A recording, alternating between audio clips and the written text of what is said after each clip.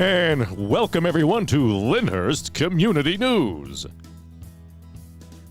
And today is April 3rd. This is episode 50. I hope all of you had a wonderful Easter holiday, those who celebrated. And welcome back. Okay, now, just to put everything into perspective, on April 5th, it will be 1 year since episode 1. Now, this is episode 50, and I know you're probably saying, well, now, where are the other two episodes? There are 52 weeks a year, but we took 2 weeks off, one during the summer, and I think the other one was during Christmas week. But yes, this is basically our 1 year anniversary since beginning Lyndhurst Community News. Now, the reason that I had begun this podcast was because we don't have any local news sources anymore. Certainly, you can hunt around on social media. You can find many things listed there, but we don't have any local newspaper. In fact, this episode today is very important. I'm going to be going through a lot of things, actually, a good deal of information today that is pertinent to each and every one of us, especially senior citizens, property owners, because it's important that we understand what is going on, especially in the state, as it impacts those of us here in the township. I mean, it'll impact everybody everywhere, but it's important that we know. You know, years ago, we had the Commercial Leader and the South Bergenite. Some of you remember I was a columnist for the South Bergenite for many years, and they had a full staff. They had an editor. They had excellent reporters. They would sit in on many of the town meetings, all of the town commission meetings, as a matter of fact, and report on what's important to the residents. Unfortunately, the South Bergenite, while it is still produced and it's put on everybody's front lawn, no longer has its own staff. So they're not doing original stories. They are rewriting, or reprinting, I should say, anything that may have appeared in the local section of the Bergen Record. But it's unfortunately nowhere near what it was, not even close. And of course, the Commercial Leader no longer exists. So even though I focus on much of what's going on in terms of clubs, churches, and organizations, and by the way, please send in all of that news to us here at Lyndhurst Community News at gmail.com. We love to report on that. But then it's time every now and then to have an episode such as this where we cover important topics that are quite important that I feel the public needs to know. So some of the things we're going to be covering today will be the senior citizen tax freeze that's available to seniors in Lyndhurst, 65 and over, through the state.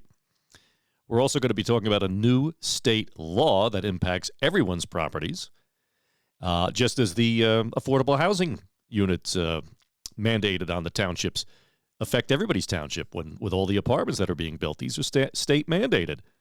So there are many things that are important. But today I also want to talk about what is now this new revolving tax assessment. I got many questions from many people as to what is this? I thought we just had an assessment in town. Now all of a sudden I'm getting reassessed. And again, it's because there was no local paper to report this to the public. So I'm going to explain that too. Then we're also going to spend some time talking about the Lyndhurst Police Department's annual report, which is out, and some good news. And of course, none of this is necessarily bad news. It's just news that people need to know. But being the optimist that I am, I also like to report on some positive news of some redevelopment, I should say. No, nothing new, just redoing the old, the Mirabella building on Ridge and Valley Brook. We'll talk about that too. So, but just to begin with some very quick reminders, don't forget that on April 6th is the Lyndhurst Little League Parade, a wonderful Lyndhurst tradition. It starts in the town park at 10 a.m., I believe, is when everybody converges.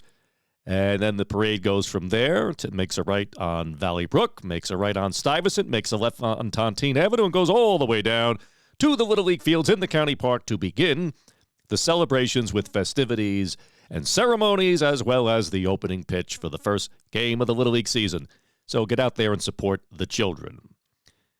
Another update to remind everybody, April 20th is the American Legion Scholarship beefsteak, which is $60 a person, which includes tap, beer, and wine. This is at 6 p.m. It's a little earlier because it's a Saturday. And all of the proceeds here, this is our major fundraiser for the year, which helps fund the scholarships that the American Legion gives out, and the Sons of the Legion give out to Lyndhurst graduating seniors. They don't have to be from Lyndhurst High School. They just have to live in Lyndhurst, be a graduating senior, and have a relative, a direct relative, who served in the armed forces of the United States. So those are just our brief reminders for community things, community events coming up that I think are important and people would love to know about. Now, starting off with this revolving assessment. Now, taxes are something, nobody likes taxes, nobody likes paying taxes, and certainly when it comes to property taxes, I think most of us agree that the whole system is unfair, so to speak. For instance, we all know that if you improve upon your home, it's almost as if you're then punished because your taxes will go up. And I agree. I think that's terrible. Unfortunately, there's absolutely zero that any of our local officials can do about that. These are the state makes the tax laws regarding the assessments of properties. Now, I agree that land should all be assessed the same. Everybody's land should be, which it generally is, divided, depending upon the size of your property and where it's located. But I think it's terribly unfair about improving your home and being punished for it. So we just had the assessment, the main assessment last year. They either came into your home in person or maybe you did a virtual tour. That is an outside firm. It is not the township. Township has to hire an outside firm who does assessments. That's what they do. And this is mandated by the state. This is not something that Lyndhurst mandates. It's the state mandates. It's supposed to be every 10 years you have a reassessment, a revaluation for a township. It generally takes longer than 10 years. And the problem is that real estate fluctuates so much during that time that the assessments never really seem to be accurate. But remember, it's a tax assessment. It's not a value assessment. It's not a market value assessment. It is in the beginning, but then ultimately they use that assessment to determine what you pay in tax based upon the tax rate. So we had that finished. Everybody got their letter with their new assessment. Many people, their assessment doubled, and I think they had a sticker shock when they saw that until they realized that the property tax rate gets adjusted downward. Because remember, if it costs, and I don't know, I'm just throwing this number out there. If it costs $40 million a year to run the township, and that's just the township, we're not talking about the school or the county tax. So if it costs $40 million, no matter what, you're only going to have to raise $40 million. So that's why the tax rate adjusts. It's not like they're going to, if your taxes doubled, if the value of your home is now assessed twice what it was, that doesn't mean now your taxes are going to double because it only costs a certain amount of money to run the town. So what certain communities, many communities in the state have been adopting what's called a revolving assessment. Now, just for the record, the Township of Lyndhurst Board of Commissioners passed this resolution on January 11th, 2022. But again, no local news there to report on it. And what a revolving assessment means, and this is why everybody got that second letter only recently, it means that every year the homes will be revalued based upon market sales. Now, in the past year since the last reval had commenced, the market continues to go up, though there are very few homes for sale in Lyndhurst because there's just, for various reasons, many of which are that so many people bought homes when the interest rates were low, so there's absolutely no reason for them to sell and get into a higher interest mortgage. But anyway, with this revolving assessment, every year, the tax assessor in town will assess, based upon market sales, what the value of each person's home is, and you're either going to go up or going to go down in valuation. And it's only going to be a few $1,000s. That's why most people only saw that their assessment went up or possibly down, but mostly up by several $1,000s.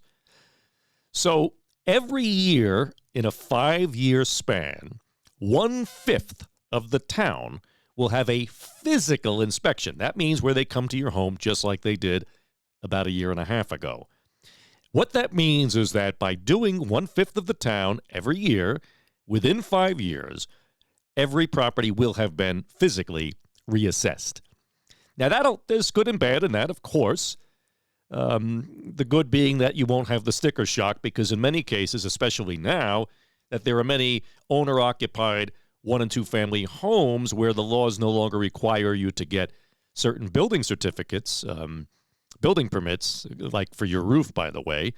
that you may miss out on being assessed for that. Well, now this will hopefully alleviate that. But again, as I say, I think it's very unfair, but unfortunately it is what it is, and it's out of the control of our local township and our local tax assessor. He can only follow the laws as the state provides.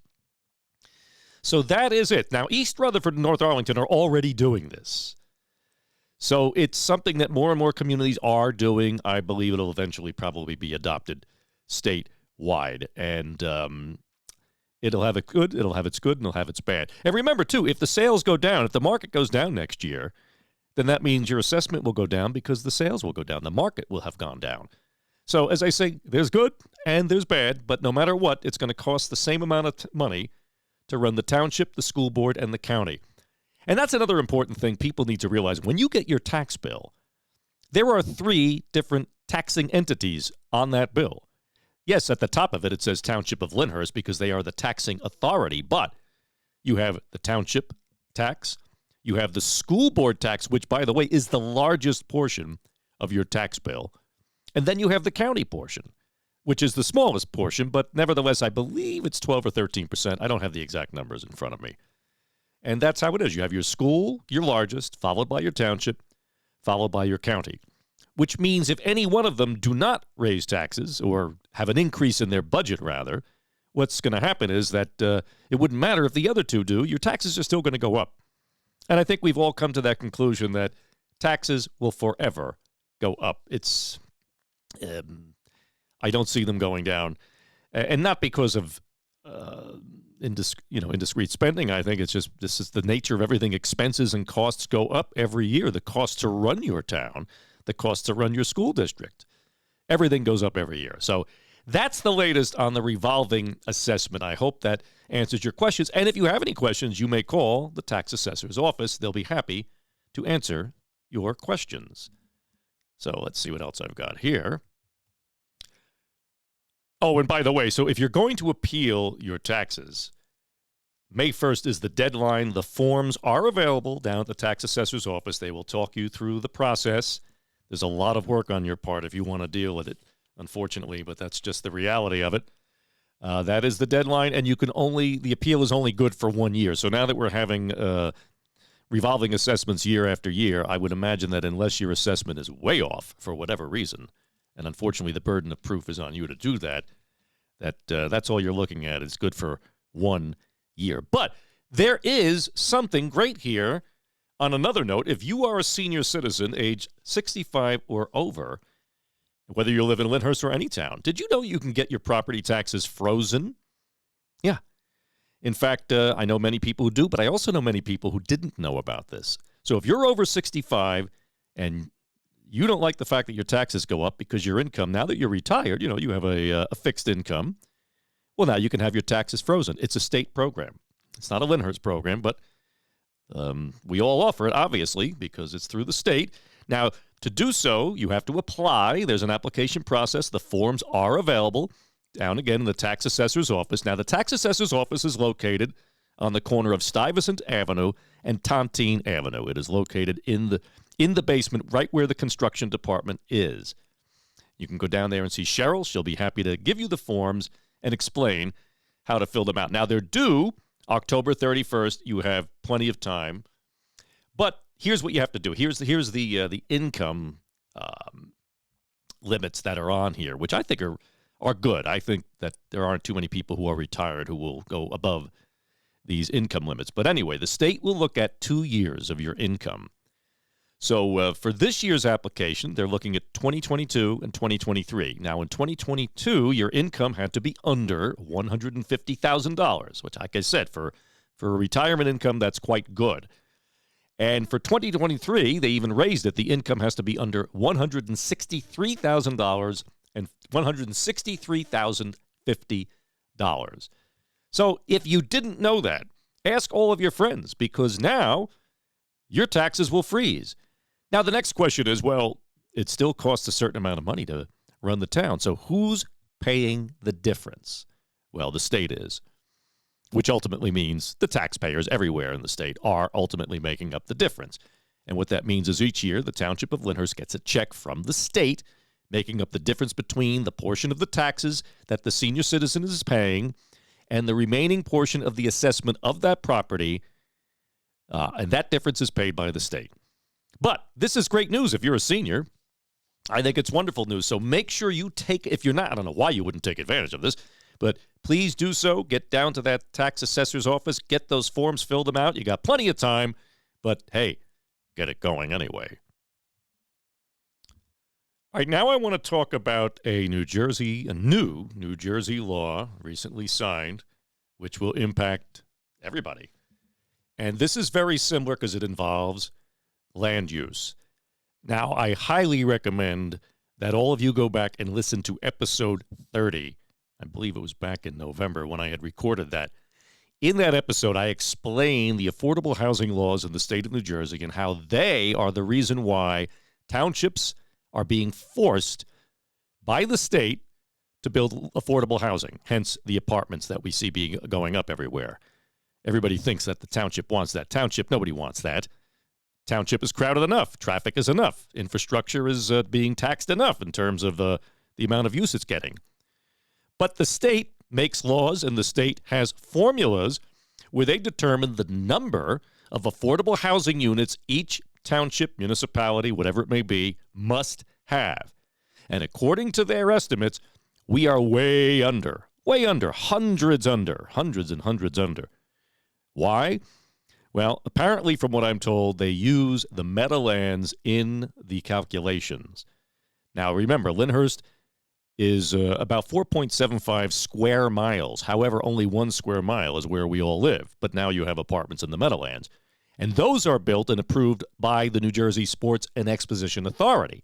That is a complete and different zone out there. When you go down into the Lyndhurst Meadowlands, the township of Lyndhurst has no zoning authority. The zoning authority is in the hands of what used to be, years ago, the HMDC, then the New Jersey Meadowlands Commission. Now it's been all brought together under the umbrella of the New Jersey Sports and Exposition Authority. So I highly recommend you listen to that and understand it, because I do believe that we should get to the point where now new lawsuits, class action lawsuits, should be filed by townships, because this is just...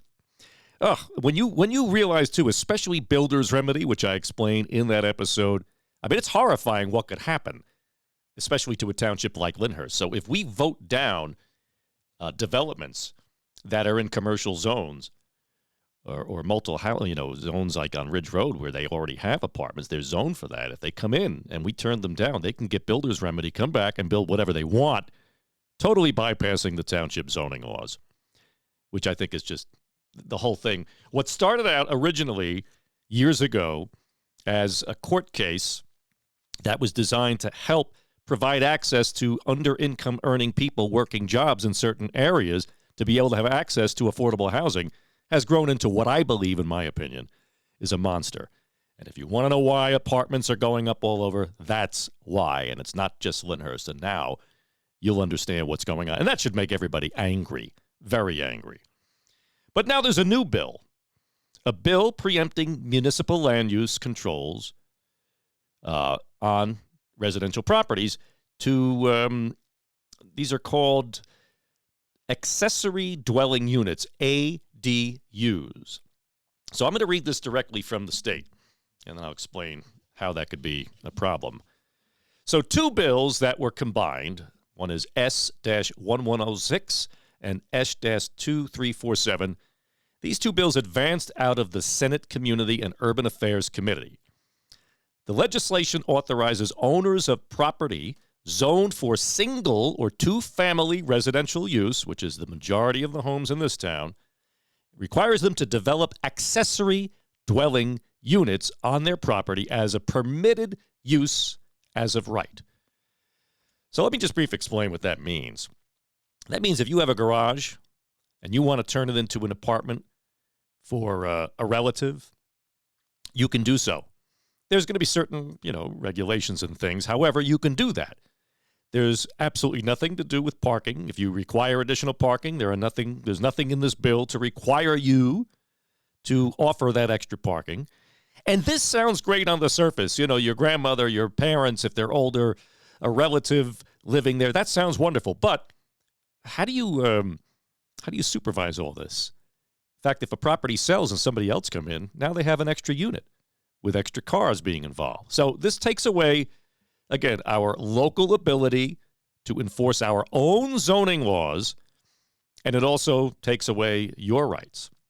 So the bill requires that the Department of Community Affairs, the DCA, to draft 2 model ordinances consistent with the standards of procedures set forth in the bill related to ADUs, and would require a municipality to adopt one of these model ordinances. A municipality would be authorized to adopt land use regulations that are not identical with these model ordinances, but prior to adoption would need to get approval from the DCA. So the township's going to have to come up with its own way of approaching this based upon these standards and get it approved by the state.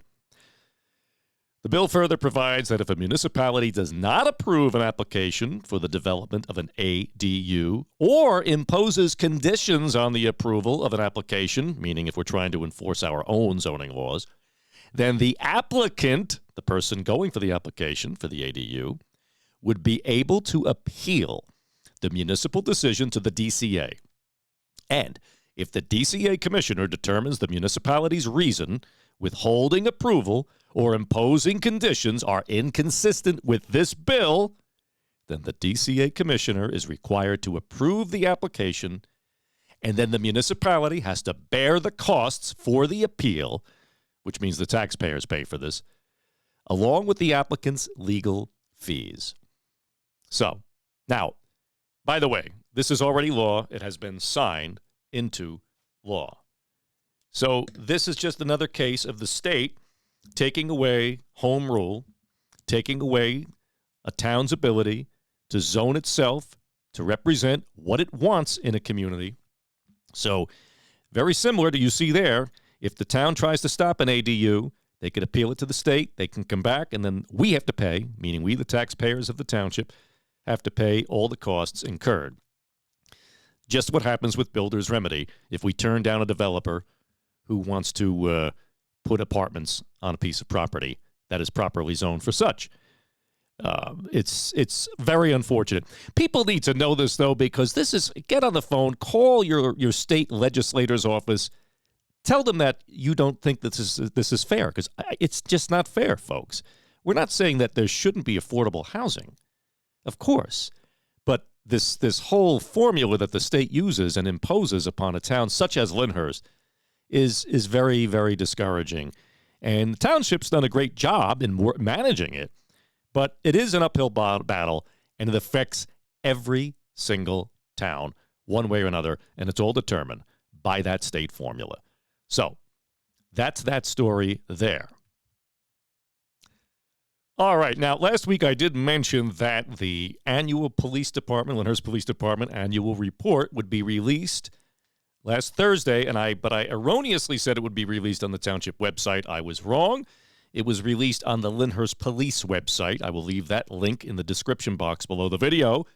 That is lyndhurstnjpolice.gov.gov. And I highly recommend everybody read this. It's quite revealing, and there's a lot of good stuff in here. Well, it's all good stuff because we have an excellent police department. But reading right off of the data sheet here, which shows the number of various crimes, it shows the past 3 years, 21, 22, and 23. We've had, thank God, 0 homicides or murders, which is very rare to this town, obviously. We've had only 1 case of arson in the last 3 years. That's when someone intentionally sets a fire. Sexual assault, all types, we only had 1 this past year. That's down from 6 the previous year and 3 in 21. Robbery, all types of robbery, only 3. Each year, there have only been 3, which is quite low, I think. Aggravated assault, all types, we've had 12 of those this last year. That's up from 8 the previous year. Burglary, all types of burglary. There were only 6 cases in 2023. Here's the big one, though, theft. All except, not including motor vehicle theft, all other forms of theft, we had 88 cases of theft. And motor vehicle theft, in 2023, we had 27 cases. We had only 3 cases of drug and narcotics investigations. That's excellent. That's way down from the previous year of 14 and 15 in 2021. Now, here's the big number. Domestic violence investigations. We had, in 2023, the highest number so far, 186. Now, domestic violence is generally people who live together. Could be husbands and wives, could be family members, whatever the case may be, parents, children, getting into an altercation where the police are involved. So we had 186 in 2023, 158 in 2022, and 161 in 2021. So we're up a little bit there. However, good news is, in terms of vice and prostitution investigations, we've had 0 the last 3 years. DWI arrests are down. I think Uber has a lot to do with that. We only had 32 in 2023 versus 45 in 2022 and 37 in 2021. The big number here coming up, and this is just typical anywhere there's a lot of traffic in North Jersey, crashes, all except fatal. The crashes that we had 700, I guess you can call them accidents in 2023, up from 690 in 2022, and 668 in 2021. So that's a big number, but again, to be expected in any traffic area like northern New Jersey is. The more cars you have, the more chances you have for an accident. And fatal crashes, thank God, in the last 3 years, we have had none. So again, it's on the Lyndhurst Police website. I'll leave the link in the description box. I highly recommend you read through it. It's 58 pages long, lots of photographs, and you'll know everything going on in the police department, what their philosophies are, their various training, their certifications. It's really a great read. Highly recommended for all of you to read. All right, now, before I get into this last little bit of, I think, is great news in terms of improvements in the township, I think it's important, remember, to share this newscast, share this podcast with the friends and your neighbors. Let them know all about it. The numbers have been growing incrementally, which is great. But especially episodes such as this with what I think are very important things that people need to know, but also need to understand. Because without local news, that's the only way we're going to get news out there. And it must be accurate news, because I have to say, while I don't spend much time on Facebook, even though I post these episodes on Facebook, I keep hearing from everyone about some of the various groups, excuse me, and how rumors get started and how they get blown out of proportion, and they're not true. And by the way, just as an update on all the available properties, the Lyndhurst Diner property, the New York Avenue properties, as of today, there are still absolutely 0 applications or even questions being asked, which is very strange for that Lyndhurst Diner property. We're really curious what's going to happen there. We don't know, because the new owners have yet to approach the township to even discuss anything. But there's nothing new to report there. But I will tell you this. On Ridge Road and Valley Brook Avenue, on the corner across from Lincoln School, diagonally across from the bank, and on the opposite corner from the Chinese restaurant, stands what we old-timers call the Mirabella Building. We call it that because originally it was owned by the Mirabella family, who owned what was People's Pharmacy. Originally, they did sell it years later to Tony. The old-timers know who Tony is. But the family maintained the ownership of the building for all of these years. And unfortunately, fixing the exterior up was just not on their radar, to be kind. And as a result, I think that building, which is that whole corner, is your main corner in the township. You should have some of your most prominent properties. Well, I'm a firm believer that when somebody starts to invest money into something, it trickles across and other people are enticed to do the same. It makes the area grow and the values grow as well, even though that means higher property taxes. But regardless, for commercial properties, they earn an income. That's a good thing. And we want to have a very strong, solid commercial tax base. So the owner of the pizza parlor that's located in that building, I forgot the name of the pizzeria, well, he bought the building. And he submitted plans for what he wants to do. Now, he's not knocking the building down completely, but he's going to completely revamp it, complete with a parking lot in the back. There is space to park in the back, but it's never been developed that way. It's never been properly utilized to get as many cars as possible. And also providing a rear entrance from the parking lot so people can park and enter the stores on the ground floor from there. Well, you can go on the township's website. I forgot the actual location. I'm going to try to get a picture and post it on the Facebook group. I was shown the pictures down at the building department. You can go down and look at them yourself. Remember, it's public information. Anybody can do it. But I got to tell you, it's a beautiful, beautiful building, and it's going to enhance that intersection and Ridge Road tremendously. And hopefully that will then trickle to the other property owners around the area. As for Lincoln School, you know that they have a redevelopment committee who will be making recommendations after hosting lots of open forums around the town with all groups and organizations to get ideas for what should go on that property to get a handle for what the town's going to want. Now, I know what the town's not going to want. No one's going to want to see apartments. I get that. I think it's going to be a very interesting scenario to see how it plays out because, again, if you're going to develop that property, a developer has to see a way that they're going to be profitable.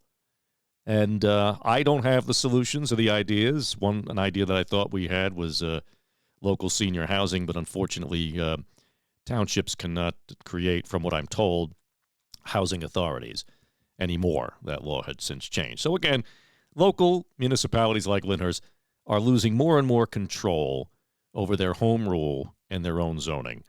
And that's something that we really need to open up our mouths and let our voices be heard to our state legislators, who really are the ones who craft this legislation. So anyway, that's the good news. As I say, this isn't all necessarily bad news, but it is news that people need to understand and need to be very much informed. Now, this has been the longest episode we've ever done. I'm up to 31 minutes, almost 32 minutes. That's very long. I generally like to keep these things short. Most people don't want to pay attention very long. But something tells me that the public will pay attention when they recognize that they're hearing information that is important to themselves and their community. But anyway, so make sure you pass this along to your friends and neighbors. Make sure you spread the word so people know, because when we are armed with information, we are stronger, and when we are united, especially on behalf of our township, we are far stronger together. I know it sounds like somebody else's political slogans.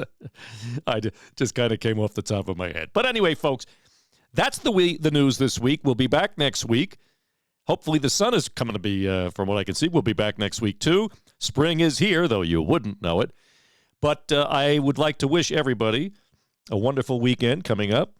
Enjoy the parade. Don't forget to check your smoke detectors, your CO2 detector batteries. Also, don't forget to download the Office of Emergency Management app to your phone. This way you'll know about anything going on emergency-related in Lyndhurst, from road closures to whether or not the street sweeper's coming out that day. It's a great app to have, and it'll be delivered directly to you on your iPhone. Anyway, I'll see you next week, everybody. God bless Lyndhurst. Take care of your friends and your neighbors and the elderly people living in your neighborhood.